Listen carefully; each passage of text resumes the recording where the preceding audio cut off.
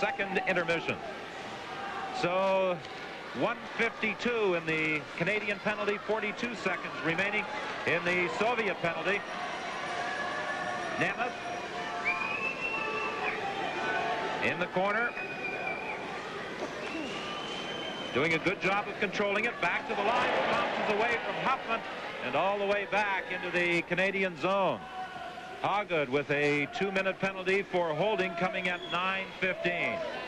Lead pass too far for Nemeth. Oh, what a great opportunity as Shanahan walks in.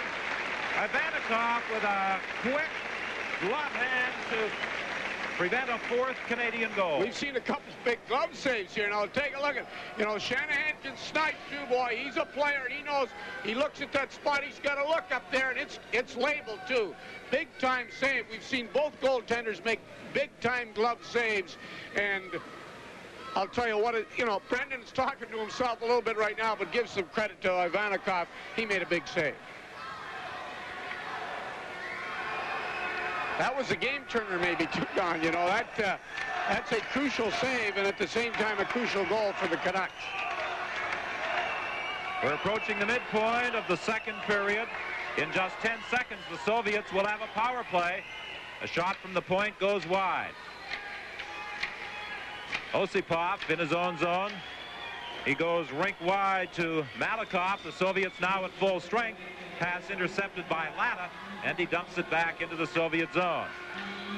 Osipov tries it again to Kirsch. Kirsch with a drop pass. Shot off the crossbar. That deflects high and out of play. Well, that's the old crossbar in the goalpost, the goalie's best friend when you're playing this game, and there's just no question about that. But in the meantime, it was deflected off his glove. He got his glove on it first, and that's what it's important. I can't ever recall, for all the time I've been involved in international hockey and World Championship hockey, to see a Russian team make so many defensive mistakes, Don. I know you've called a lot of games. I doubt you've seen it at all either. We certainly aren't used to seeing sloppy play inside the Soviet zone. That's the best description. Konstantinov back to his own line. Lead pass for Kirsch.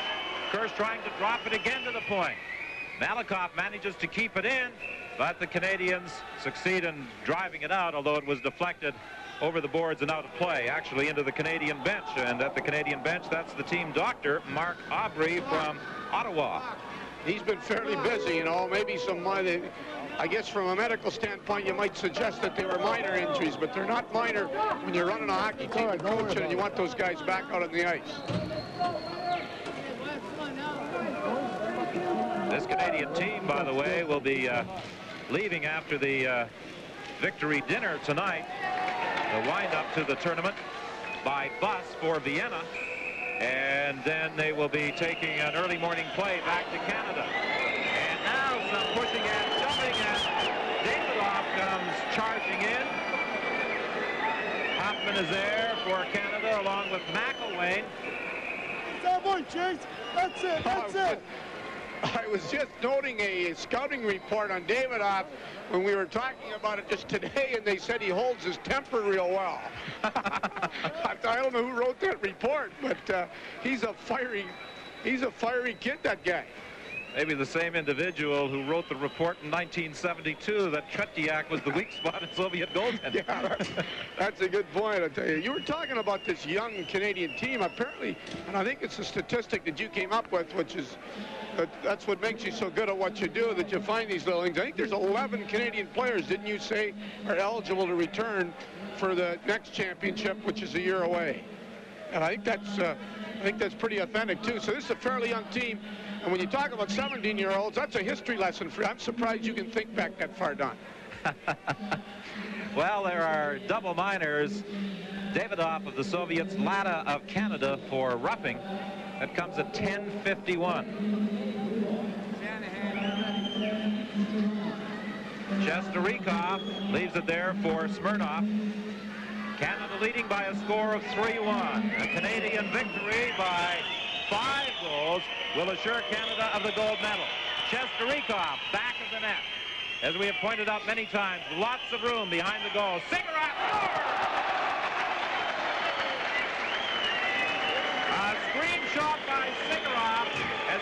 puck back at the point. It's 3-2. Almost every coach will tell you, when you get the puck from the point, shoot it low. It's hard for the goalie to pick it up. You're there for the rebounds or the deflections. Low shot right between his legs. He had a tough time picking it up. There's a lot of action in front of him. Now they get control of the puck behind the net. Take a look here. You can see it very clearly. Right back to the point. He sets it up. Now take a look at the action in front of Jimmy Waite.